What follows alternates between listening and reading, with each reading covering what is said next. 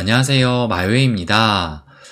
주말 잘 보내고 계세요? 지금 오늘이 또 일요일인데 모처럼 또 주말 영상으로 인사를 드리고 있습니다. 제가 지난주 금요일에 영상을 또 올리지를 못했어요. 개인적인 좀 일정이 있어가지고 그때 영상을 또 올리지 못했는데, 그래서 또 이 주말 동안에 의미 있는 이 장의 움직임이 또 나와서 이렇게 또 인사를 드리게 됐습니다. 그래서 제가 지난주 목요일 영상에 주말 동안의 움직임이 꽤 좀 중요할 것 같다 라는 말씀을 또 드리기도 했는데, 근데 정말 이 주말 동안 이 비트코인의 의미 있는 좀 상승이 나오면서 전반적인 알트코인도 동반 상승이 또 나오기도 했습니다.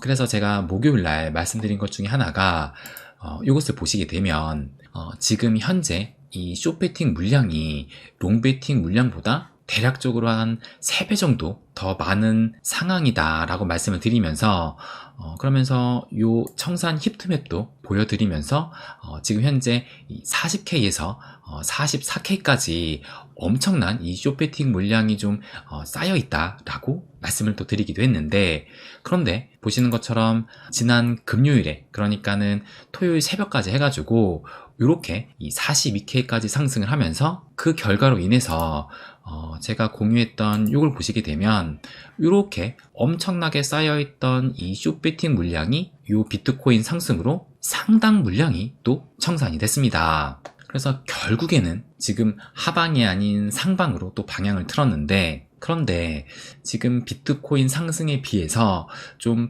알트코인의 움직임이 그렇게 좀 만족스럽지 못하다라는 그런 느낌을 좀 받으셨을 거라 생각이 듭니다. 그래서 오늘은 그 부분에 대해서 말씀을 좀 드리려고 해요. 그러면 먼저 요것을 한번 좀 보여드리면 요것이 지금 이제 비트코인의 시가총액, 그러니까 비트 시총을 의미를 하는데, 보시는 것처럼 이때가 이제 12월 5일 이렇게 상승해서 올라온 이후로 1월 18일이니까 거의 한 달이 넘는 기간 동안 요 노란색의 박스권에서 상당한 기간 동안 이렇게 좀 머물렀다는 것을 알 수가 있습니다. 그러니까 이 비트코인 시총은 사실상 이 비트코인 가격 움직임과 상당히 또 비슷할 수밖에 없어요. 왜냐면 당연히 이 시총을 계산하는 것이 이 비트코인 가격 곱하기 비트코인의 발행량, 그러니까는 뭐 비트코인 같은 경우는 발행량과 유통량이 같으니까 이 발행량을 곱하면 이 시총이 나오게 되는 건데, 그런데 이 비트코인 가격 움직임과 이 시총이 뭐 거의 비슷할 수밖에 없는 것이 이 비트코인 같은 경우는 이제 뭐 여러분도 아시다시피 블록당 6.25개가 또 채굴이 되고 있잖아요. 그래서 이제 올해 반감기 이후에는 그 블록당 채굴 개수가 3.125개로 또 줄어드는 건데, 그렇다면 이 한 블록당 걸리는 시간이 약 10분이 걸린다고 하고, 그렇다면은 10분당 6.25개가 만들어지니까 1시간 동안에는 37.5개의 비트코인이 만들어지는 것이고, 또 이것이 하루, 그러니까는 24시간으로 계산하게 되면 하루에 이 비트코인이 채굴되는 개수는 대략적으로 한 900개 정도가 채굴이 됩니다. 그러니까 하루에 이제 900개씩 비트코인이 늘어나는 것이기 때문에 뭐 2100만 개 중에 900개면은 뭐 그렇게 크게 증가하는 건 또 아니잖아요. 그러다 보니까 이 시총의 그래프와 이 비트코인의 그래프가 뭐 거의 보시는 것처럼 비슷하다라는 것을 알 수가 있어요. 그러면 이게 지금 비트코인의 시총인데, 또 요것을 이 전체 암호화폐 시총과 또 비교해서 보게 되면 조금 전에 요 비트코인 시총을 보시면 12월 5일부터 1월 18일까지 요 노란색 박스권, 요 박스권 하나에서 움직였다는 것을 알 수가 있는데, 그런데 요 암호화폐 전체 시총을 보시게 되면 12월 5일부터 1월 18일까지 보시는 것처럼 1층과 2층에 이 박스권 2개로 좀 나눠져 있다는 것을 알 수가 있습니다. 그러면서 그 변화가 있던 그 분기점이 된 시점이 12월 21일 이렇게 좀 상승이 나오면서 1층과 2층으로 나눠졌다는 것을 알 수가 있습니다. 그렇다면 이 비트코인 시총은 12월 5일부터 1월 18일까지 뭐 크게 나눈 거 없이 그냥 단층으로 되어 있었는데, 이 암호화폐 전체 시총이 이렇게 1층과 2층으로 나눠졌다는 것은, 그것은 요때를 기준으로 해서 알트코인의 의미 있는 상승이 있었다라고 또 생각을 할 수가 있을 거예요. 그래서 이 알트코인의 시총을 보시게 되면 보시는 것처럼 여기 지금 이제 이더를 포함한 알트 시총으로 토탈2를 의미를 하는데, 보시는 것처럼 12월 21일에 이렇게 요 박스권을 뚫고 올라가면서 그 이후로 이 박스권 상단에서 상당히 또 오랜 기간 동안 머물렀다라는 것을 알 수가 있습니다. 그러면 요 토탈3, 그러니까는 이더까지도 제외한 알트 시총을 보시게 되면 마찬가지로 이 토탈3도 이렇게 좀 층이 비트코인과는 다르게 이렇게 좀 나뉘어져 있다는 것을 알 수가 있어요. 그렇다면 다시 이 비트코인 시총을 한번 보시게 되면 최근에 이 그레이스케일 매도 압력이 좀 거세지면서 보시는 것처럼 요 노란색 박스권을 아래로 이탈하기도 했는데, 그런데 지난주 금요일에 좀 비교적 큰 슈팅이 나오면서 재차 이 박스권 안으로 진입을 했다라는 것을 알 수가 있습니다. 그렇다면 이 암호화폐 전체 시총은 어떻게 됐느냐, 보시는 것처럼 요거를 1층, 요거를 2층으로 본다면 일단 이 매도 압력으로 이 1층의 박스권도 뚫고 내려가기도 했지만, 그런데 지난 금요일에 상승이 나오면서 요렇게 이 1층의 박스권을 진입을 했지만 아직 이 2층의 박스권까지는 도달을 또 하지는 못했어요.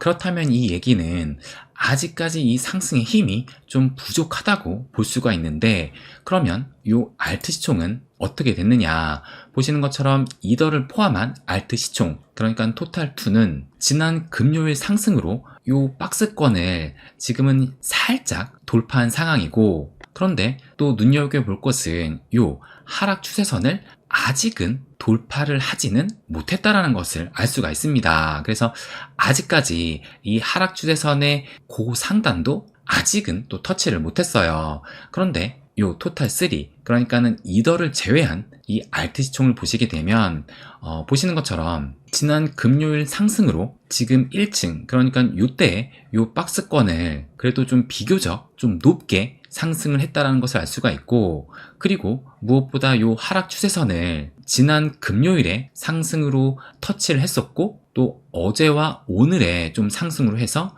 요 하락 추세선을 좀 더 뚫고 올라왔다라는 것을 알 수가 있습니다.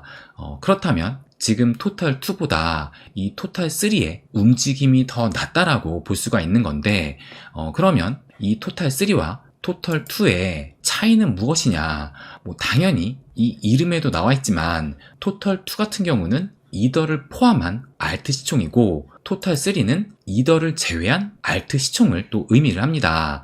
그러니까 가장 큰 차이는 이더리움 유무라는 것인데, 보시는 것처럼 이더리움을 제외한 알트 시총의 움직임은 그나마 좀 나은 상황을 보이고 있고, 이더를 포함한 이 알트 시총은 여전히 좀 약세의 움직임에 있다는 것을 알 수가 있어요. 그러니까 지금 아직 이 이더리움이 비록 이 비트코인이 지금 42K까지는 올라왔지만 상대적으로 이 이더리움이 좀 힘을 받지는 못하고 있다라는 것을 알 수가 있습니다. 그래서 실제로 요 이더리움 차트를 한번 보시게 되면 지난 금요일에 이 비트코인이 상승을 하면서 이더리움도 상승을 했지만, 그런데 그 상승 폭이 보시는 것처럼 이더리움 같은 경우는 2.2%밖에 되지 않는다라는 것을 알 수가 있어요. 그러니까는 이 비트코인은 지난 금요일에 4%가 넘는 상승을 보였는데, 이 이더리움은 2%밖에 상승을 못했던 겁니다. 그래서 제가 어제도 저희 회원님 요 텔방에 말씀을 드리면서 알트 대장인 이더리움이 아직은 큰 힘을 발휘하지 못한 것으로 볼 수 있다 말씀을 드리고, 진짜 이 알트코인 찐 상승의 열쇠는 지금 현재 이더리움이 쥐고 있다라고 말씀을 드렸어요.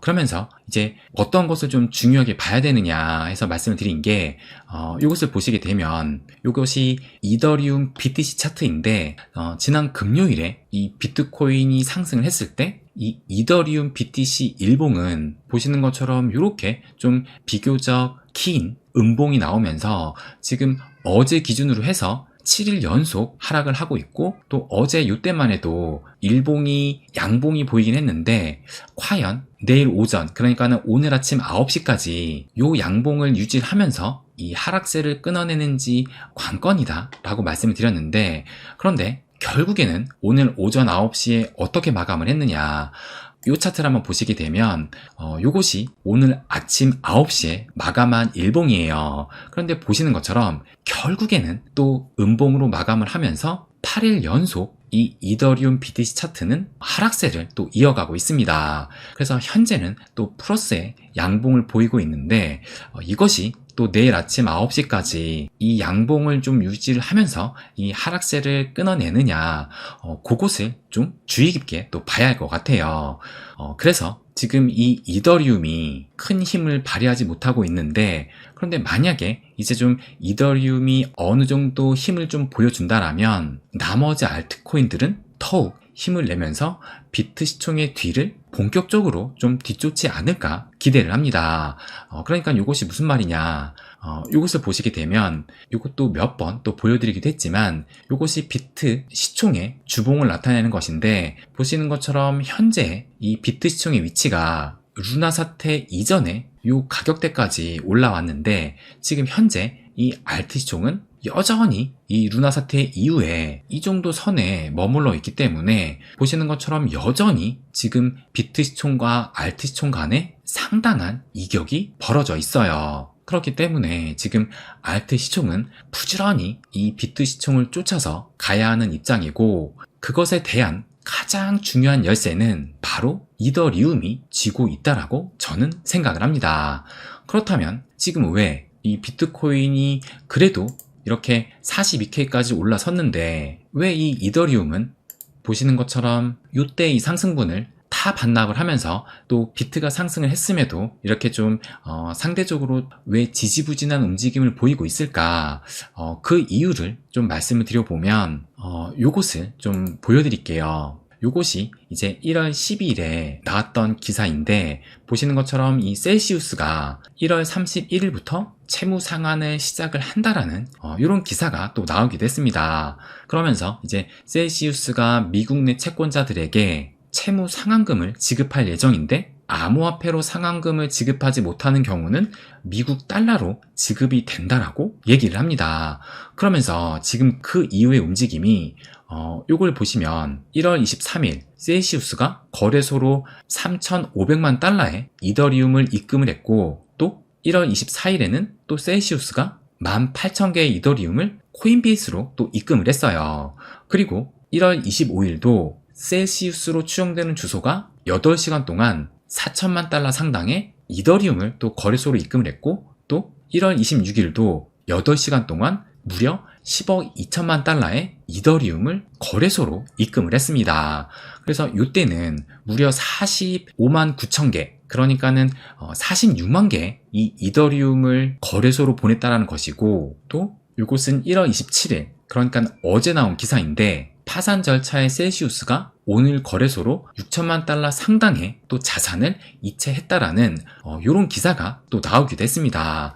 그러니까 지금 이 셀시우스가 채무 상환을 위해서 상당량의 이더리움을 거래소로 보내고 있다라는 거예요. 그래서 제가 보기에는 이 이더리움의 매도 압력이 매우 거센 상황이고, 그렇기 때문에 지금 이더리움이 본격적인 상승을 하지 못하는 것이 아닐까 생각이 들어요. 그러니까 지금 이 비트코인 같은 경우도 현물 ETF가 거래가 시작이 되면서 그레이스케일발 이 매도 압력이 거세지니까 보시는 것처럼 이렇게 하락을 했었는데, 그런데 지난 금요일에 다시 이 42K까지 올라온 결정적인 이유가 이걸 보시게 되면, 이 기사를 보시게 되면 이것도 1월 27일, 그러니까 어제 나온 기사인데, 이 그레이스케일의 GBTC가 환매가 둔화가 되면서 비트코인의 하방 압력이 해소되고 있다라는 소식이 들렸고, 또 JP모건의 전략가도 이 GBTC발 비트코인 하방 압력이 대부분 사라졌다라고 얘기를 했어요. 그러다 보니 지금 그 이후로 이렇게 이 하락 추세선을 뚫고 상승이 나왔던 것이고, 그래서 결국에 이 비트코인의 하락의 원인도 그레이스케일발 매도 압력이었고, 그리고 이렇게 상승을 했던 그 원인 역시 이 그레이스케이발 매도 압력이 완화가 됐다라는 그런 소식이 나오면서 비트코인의 분위기가 좀 반전이 됐다라는 것을 알 수가 있습니다. 그렇다면 이 이더리움도 마찬가지로 지금 현재 이 셀시우스발 매도 압력이 좀 거세지고 있는데, 그렇다면 이 셀시우스발 매도 압력이 좀 사라지게 되면 그 이후로는 이더리움의 가격 상승을 좀 기대해 볼 수 있지 않을까 저는 예상을 합니다. 그런데 여기 보시는 것처럼 이제 셀시우스 월렛에 4만 개 이더리움이 남아 있으며 아마 좀 자산 이체가 지속될 것으로 예상이 되지만, 그러나 이 셀시우스의 이더리움 매도 역시 곧 마무리가 될 것으로 예상이 된다라는 이런 기사도 어제 나왔다는 겁니다. 그렇다면 이제 이 셀시우스발 이더리움의 매도가 곧 마무리되면서 이 매도 압력이 좀 줄어들게 되면, 그때부터는 이더리움의 상승이 이 비트코인처럼 이렇게 좀 강화가 되면서 또 이 이더리움의 상승은 전반적인 이 알트코인의 상승세로 이어질 수 있기 때문에, 그렇다면은 이 알트코인 역시 좀 강한 상승을 보이면서 재차 지난 고점을 향해 달려갈 수 있지 않을까 저는 이렇게 예상을 합니다. 그래서 비트코인이 지금 42K까지 올라서긴 했지만 알트코인 역시 비교적 동반 상승이 나오긴 했어요. 그런데 보시는 것처럼 여전히 이렇게 빨간색에 하락하는 코인도 있다라는 얘기는 알트코인이 생각보다 그렇게 크게 힘을 받지를 못했다라는 것이고, 그 이유는 바로 이 이더리움이 아직 큰 상승을 못했기 때문이고, 그 이유는 셀시우스의 매도 압력이 좀 거센 상황이었다라고 보여집니다. 그런데 이 셀시우스발 매도 압력이 또 조만간에 완화되는 순간 이 이더리움 역시 다시 좀 힘을 내게 된다면 이 전반적인 알트코인 역시 큰 상승을 보일 것이라 예상을 해요. 그래서 지금 내 코인이 또 오르지 않아서 답답하다고 생각하시는 분도 계실 텐데, 아직은 좀 때가 아닐 뿐이지 조만간 또 우리가 바라는 이 알트코인의 상승장이 찾아올 수 있다라고 저는 생각을 합니다. 그래서 현 시점에서 필요한 것은 바로 시간이다라는 것을 말씀드리고 싶고, 결국 시간이 흐르기만 한다면 또 우리가 바라는 그런 움직임도 좀 기대를 해볼 수 있다 말씀을 또 드리고 싶습니다. 이렇게 또 현재 장 상황을 분석을 해보았는데 저의 얘기가 조금은 도움이 되셨으면 합니다. 네, 그럼 오늘은 여기까지 하겠습니다. 항상 제 이야기 끝까지 들어주셔서 감사드립니다. 부자가 되는 길, My Way.